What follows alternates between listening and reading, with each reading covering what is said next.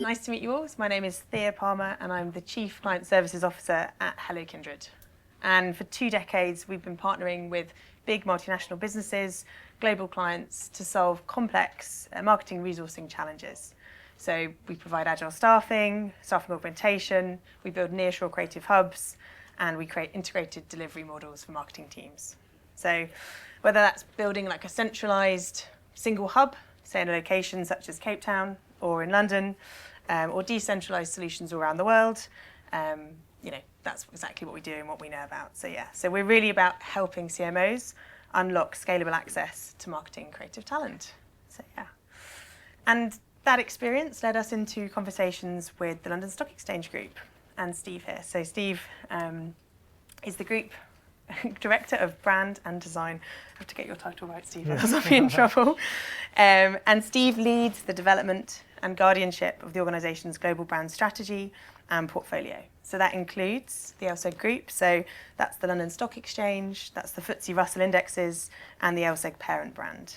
And Steve's got strong expertise in marketing, strategic planning, and digital transformation.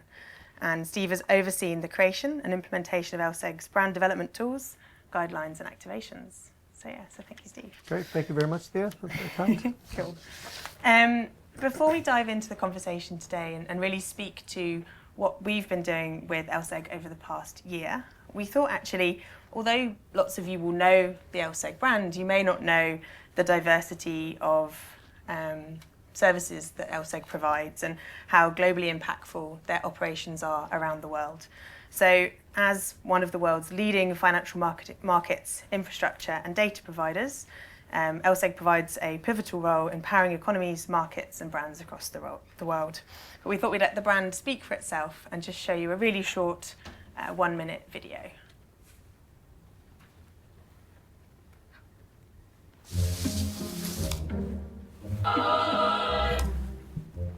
In the world of finance, names can be a bit misleading. Take ours, for instance, pronounced LSEG, aka London Stock Exchange Group. Sure, we're in London, but we're also here, and here. In fact, we do business in 190 countries. We're practically everywhere, except here. Well, not yet anyway. We're proud to be one of the world's biggest, most international stock exchanges, connecting capital with ideas for centuries. But that's just part of what we do. Today, we connect the news, information, insights, and systems to create possibility across the markets, partnering with almost every major financial firm in the world. You see, others do some of what we do, but not everything we do. Instead of LSEG, we could have called ourselves the London and practically every other place in the world stocks, bonds, currency, data, analytics, indices, risk management, clearing, exchange, multi-asset class group. But that's a little wordy. LSEG. So that's a great introduction, I think, to what the LSEG brand is. So thank you very much for letting us share that today, Steve. We've been working together, I think, for the last year. So we've got 4 questions that we're going to address today in terms of sharing some of the things that we've been up to rethink and transform the approach to delivering creative within the LSEG business. And we've been building out a global creative hub. So as this has been a major shift for the business, I think the first question that I'd like to kind of pose to you today and just get you to explain to the room is really what sparked the decision to rethink the creative model and what were the foundational challenges that you were looking to solve? Yeah, great. Thank you, Thea. And thank you for having me here as well. And I hope I can offer some value here today.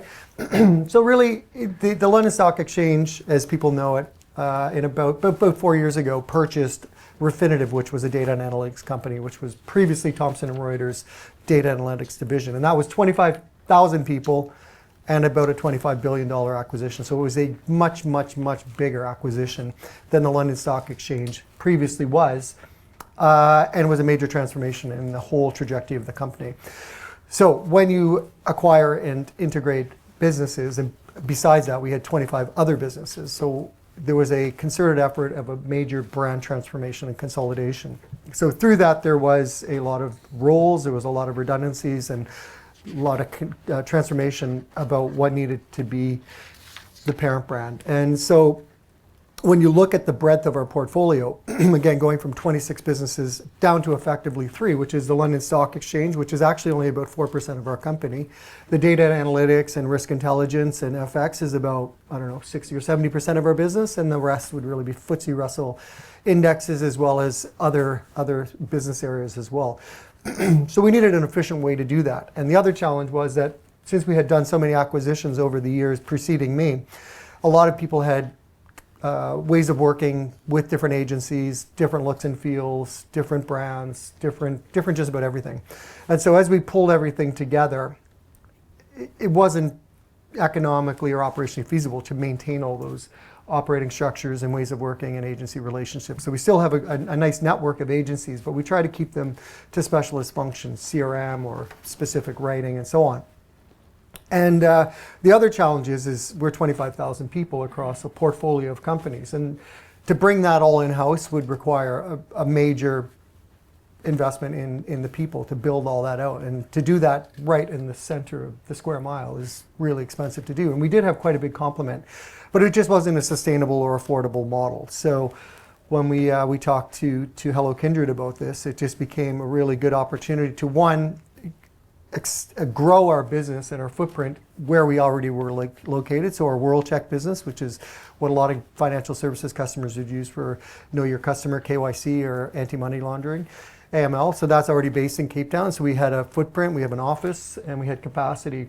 And as it worked out, Hello Kindred is located there. So they had a lot of expertise. So outsourcing, or what we called insourcing, is very common, and typically people look for often the lowest cost market. And I think as running brand, because my team sets the creative direction, the brand direction for the portfolio of companies, we also create the content, so the studio side. And with all respect, that would be really, really hard to do if we had just an agency or people in India on a completely different time zone. And that's the key part here, is you can't really do creative and content production on a 12-hour cycle and do it over email. You really need to be able to look at the work, review it, and have that conversation. So South Africa became the logical place culturally. There was alignment in terms of English as a first language, of course, but then time zone was one of the most important variables. So we were effectively in the same time zone. We have people that are very familiar with the culture, and then the caliber of people. If anyone's worked in agencies in London, you'll know that they're always well stocked with South Africans. And so we thought, well, let's just go to the source. And it's worked out really well. So we've insourced them. And the other, I think, really important part is we've given them names, email addresses. There's really no separation between our teams and the rest of the stakeholders. And we don't want to create that separation. We really wanted them to be part of the team. And for all intents and purposes, they are fully embedded and ingrained with their own stakeholders now. So. Good. Thank you. I think you've sort of lent into, I think, what was going to be the next question, just in terms of what has made this model work. So why is this different in relation to a traditional approach to changing up how you might get your design and content and creative produced? So a little bit around talent, I think, culture, and then maybe even like workflow integration from that perspective. Like, what's really been working for you to make this a successful model of integration and enabled the creativity to really sing from this hub? Excellent. Yeah, that's a really big part of it. So just a bit of background. I came out of digital agencies, so I'm really used to working in really agile approaches and kind of workflow, as opposed to traditional kind of brand and advertising where you throw it over the fence. And that's typically, I think, the model. People throw stuff over the fence and hope to get something finished back the next day. So what we did is set up an agile operating model, and I effectively run two streams. One is about creating brand foundations, and the other is about doing the content development and production in the foundations and templates and toolkits. So we have an extensive integration with the Adobe stack. So we start everything on Adobe Workfront, which is really the workflow tool. That's where we intake, triage, review, and decide what we're going to do, whether in-source or outsource to agencies.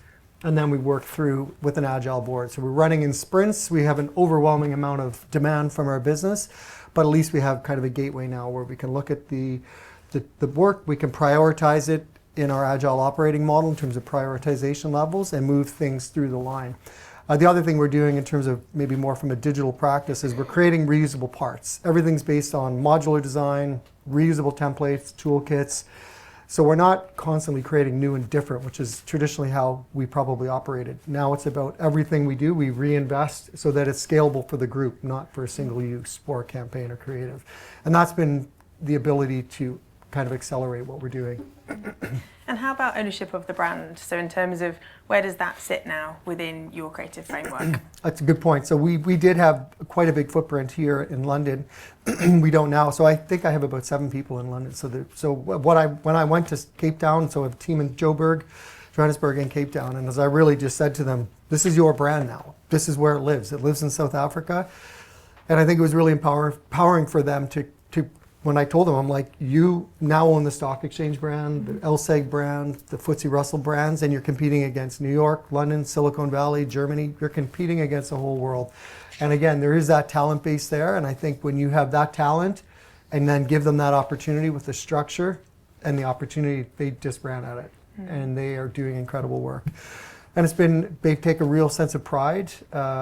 And the quality is great. I think it's been a good opportunity because I think in South Africa, there are domestic brands, and a lot of them, my team have worked on a lot of domestic brands or worked for agencies on international brands, so they do have that experience. But I think for some of them, maybe more of them, they're working now effectively as the owners of the brand. They are the brand. They're not outsourced so much. It is their brand, and I make sure that they understand that, and it's been a big difference. So. Worked out really well. I think what's, from our perspective in terms of how that team has reacted, is that exposure to the international brand has made it a really compelling proposition in terms of being in that role, and actually the ownership that you've given them to take the brand and be creative, right? So this isn't just a kind of turn it round shop. Like, this is a space to own, deliver, elevate, and really bring something, I think, into the LSEG group. So, and also into different individuals' perspectives, careers. So they're also able to develop through that process. So it's been a really exciting journey, I think, for everybody who's been placed in that team and who's really enjoying that journey with you. So, and it's I think having them in the team blended with permanent and people from different departments and divisions and business areas has allowed them to learn the business really well, as opposed to just doing a tactical piece of work. And they can see the content and they'll build it out, and they continue building it out, so that I don't have to keep telling them what to do. They know what they're doing because they're building towards something. So it's worked out really well. I think one other thing we've done is I run each week what I call the creative exchange, and this is just like a whiteboarding exercise on FigJam, where I want to see all the work through the user journey. So is it awareness, consideration across our portfolio? So we'd like to see the work in progress as soon as possible, and the whole creative community, even outside our team. So we'll probably have 40, 50 people every week just looking at the work, listening in or contributing.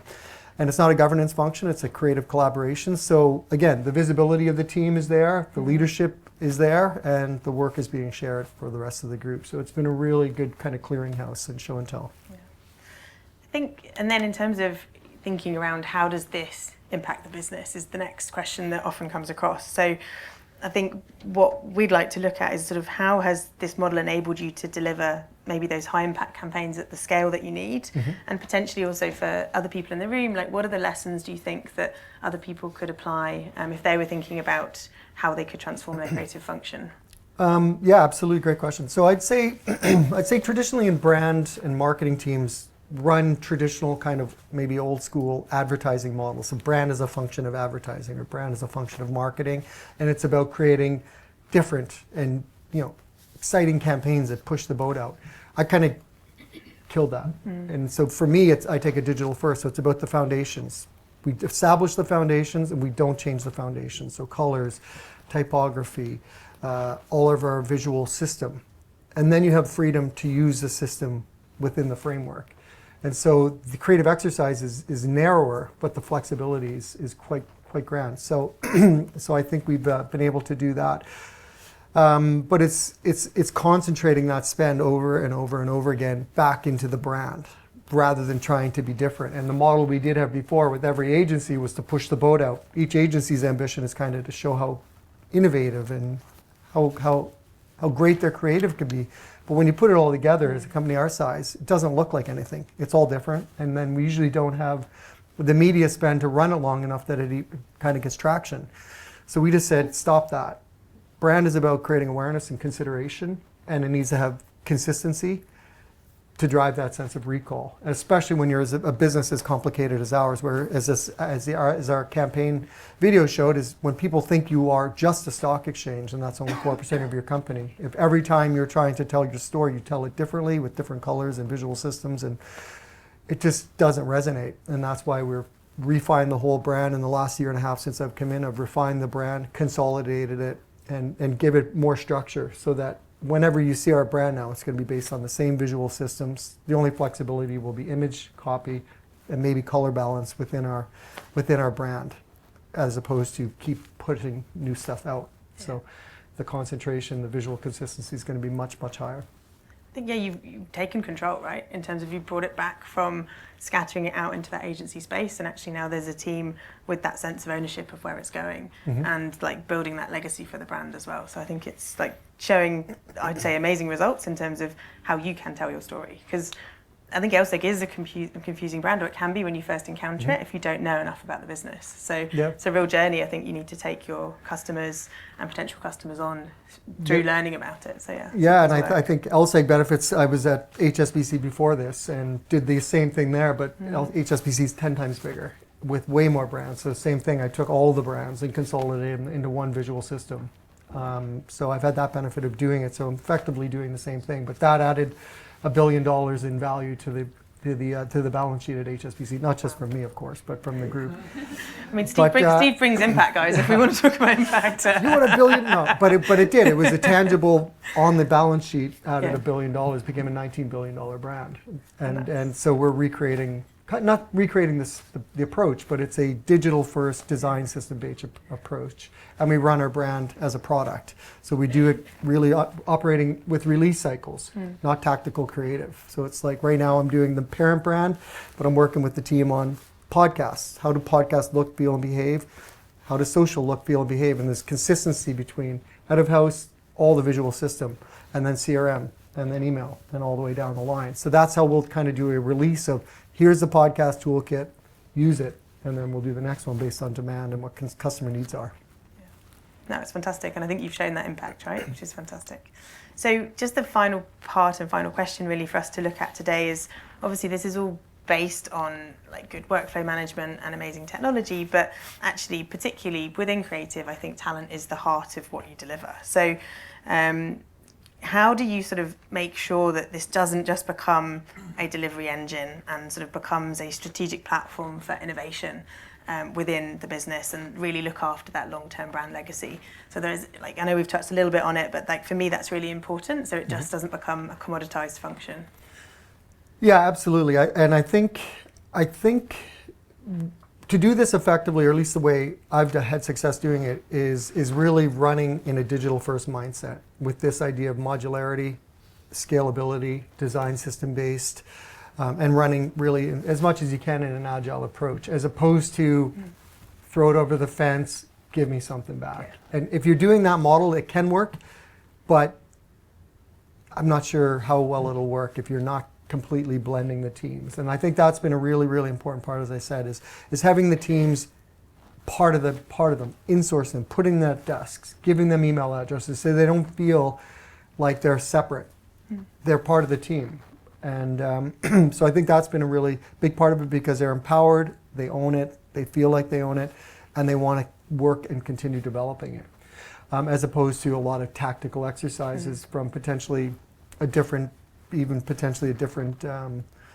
of people every time. And I've worked with, in digital, I've worked with a lot of kind of overseas, outsourced kind of design and developments in India and all that. And while the work can be good, it's usually just running on a different cycle. And usually when you take it back in, it needs a lot of work. So a lot of times you need a team to manage the team.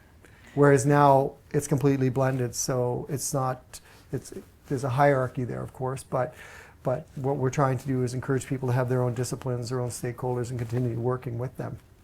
Yeah. And I think that's been really important. But I think giving them the visibility has been really important, and letting them have relationships with their own stakeholders.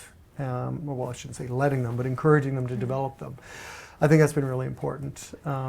It's been really important, yeah. Yeah, I think it is, like for this not to feel disconnected, right? So to take this away from being transactional for it to be transformational, I think has been the key part of making it a successful journey for LSEG, as we've sort of gone on that journey with you as well. So I think it is possible, and I think it is possible to reimagine it and think about it in a different way and not get stuck in the traditional view of it must be outsourced in this very formulaic fashion or you must work with agencies in this way. This is a kind of blended in-house team which has ownership, which has so much that it can give to the business. And I think for that reason, it's been a really successful operating model, and I think it will continue to grow and thrive as we sort of add in different areas to the Centre of Excellence and go along. So, I mean, I'm really excited about what you guys have achieved and what we've been able to help you do. But it's been brilliant. So, I think you've helped. Hello Kindred has really helped us inform how we were going to do it. So I think we had our understanding. But if there's any advice I could give is, one, again, going back to digital, but follow the design thinking process. Start with what problem you're solving. If the problem is become low cost, that's not the right problem to solve, because any solution can get you there.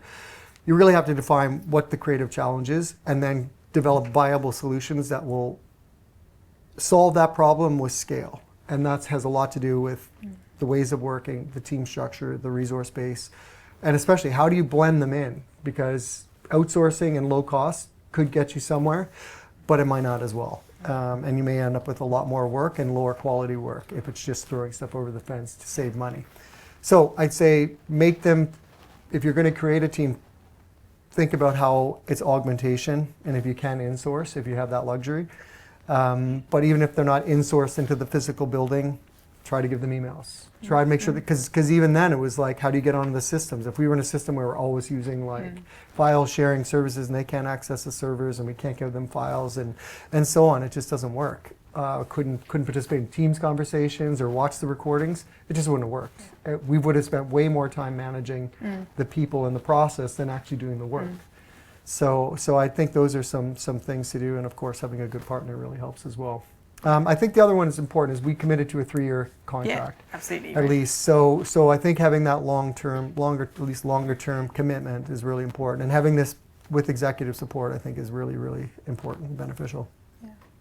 So thank you. I think I hope we've been able to show you maybe a slightly different way to view this challenge and maybe provide a little bit of inspiration or maybe excitement around different options for how it can be done.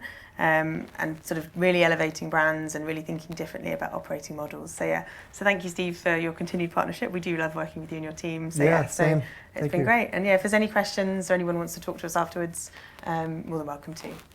Steve and Thea, thank you very much indeed. Thank you very much. Insightful.